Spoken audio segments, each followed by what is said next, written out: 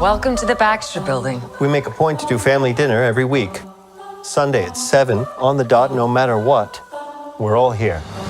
In a summer box office war dominated by a new Jurassic World movie and James Gunn's highly anticipated Superman movie, few gave Fantastic Four First Steps a fighting chance. After all, the MCU has been limping through an identity crisis, weighed down by flops, fatigued fans, and a growing chorus of critics bemoaning its lack of direction, myself included.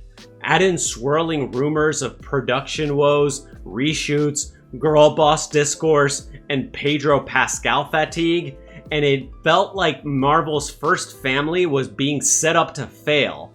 But exactly what makes Fantastic Four First Steps special? What could have been done better? And exactly where do we go from here?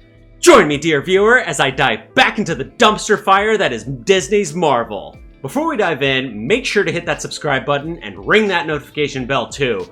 I want to grow, but I can only do that with the help of you, dear viewers, and I really want to deliver the best pop culture commentary there is out there. The Fantastic Four have had a very checkered past when it comes to their own on-screen adaptations. 1993 almost saw their first live-action iteration, but it was only due to contractual obligations that the movie was even being made, unbeknownst to its actors. The 2005 Fox version was mediocre at best, and we're not going to be talking about the 2015 rendition. So after so many misfires, we're now getting Disney's MCU rendition, which is shockingly pretty good. The film has its flaws. What film doesn't? But it does do a lot of things right.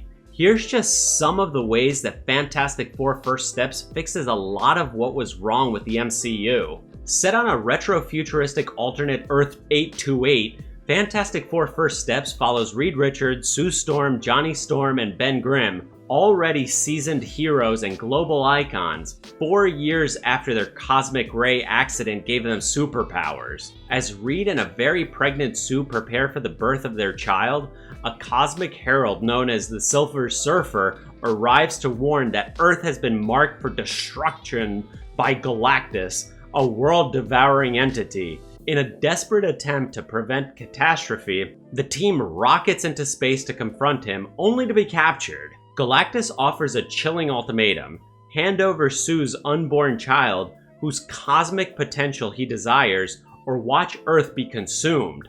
Gee, whatever shall we do, right? Refusing to sacrifice their future, the team escapes and returns to Earth, but Reed's public admission of Galactus' demand causes mass panic and turns public opinion against them. I mean, who wouldn't be pissed about having to die for one kid? With time running out, the Fantastic Four must rely on one final audacious plan, using planetary bridge technology to teleport Earth to safety. Meanwhile, Johnny uncovers the Silver Surfer's past and sows the seeds for her own redemption. In a climactic showdown, Sue sacrifices herself to save her child and push Galactus through the last active bridge. Miraculously, the infant Franklin's emerging mutant powers revive her and the family is reunited.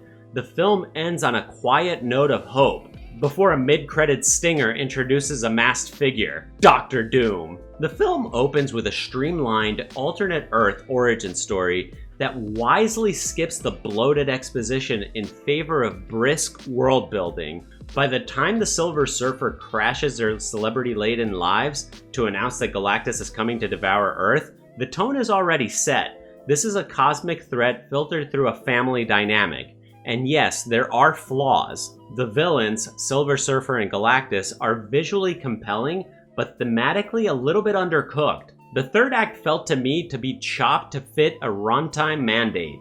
Some plot points move with the kind of convenience that makes you raise an eyebrow, but these issues are forgivable when a film actually makes you care again, when you have fun with a movie again. Pedro Pascal, despite pre-release skepticism, delivers a somewhat, kind of compelling Reed Richards. Measured, logical, and quietly tormented, although we never find out why. This isn't a Reed sidelined or neutered to elevate others. He's front and center as the brains of the group.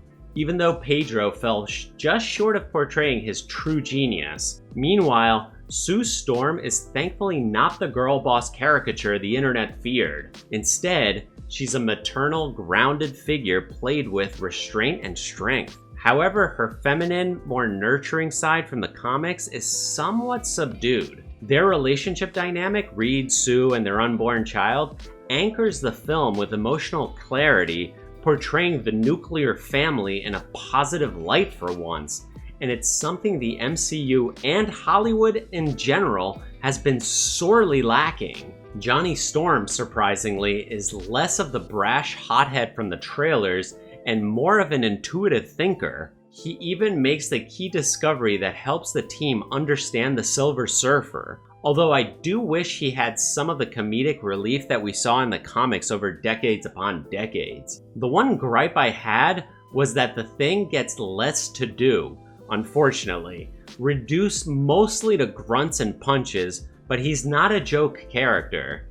The film treats all four parts of a whole, each with a role to play, something far too rare in team-based superhero fare these days. No one person outshines any other, showing that togetherness is a strength. While Ralph Ineson's Galactus sounds incredible, his presence is more atmospheric than developed.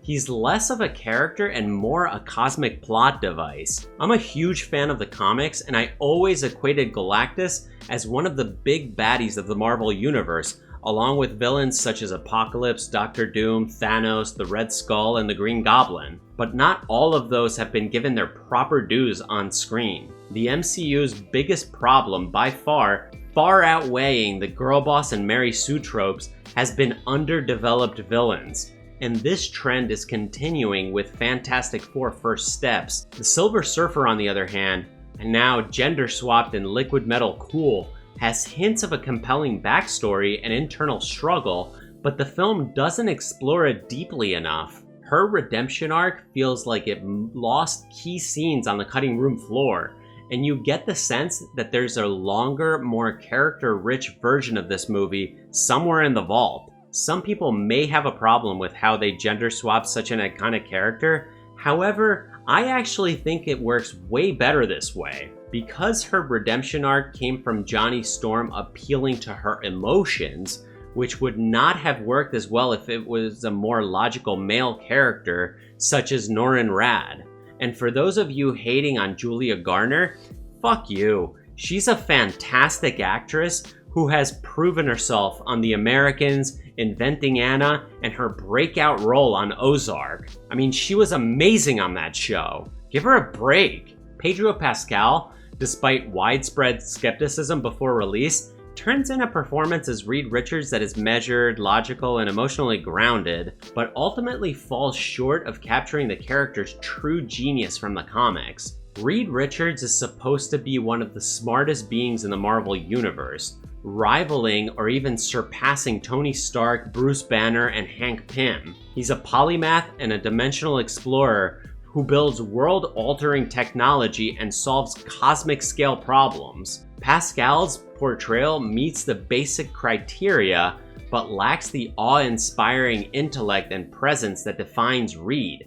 It feels more like a solid audition than a definitive performance. His centrality to the plot is appreciated. He's not sidelined or diminished, but the role demands more than adequacy. Meanwhile, Sue Storm is thankfully not the girl boss stereotype fans feared.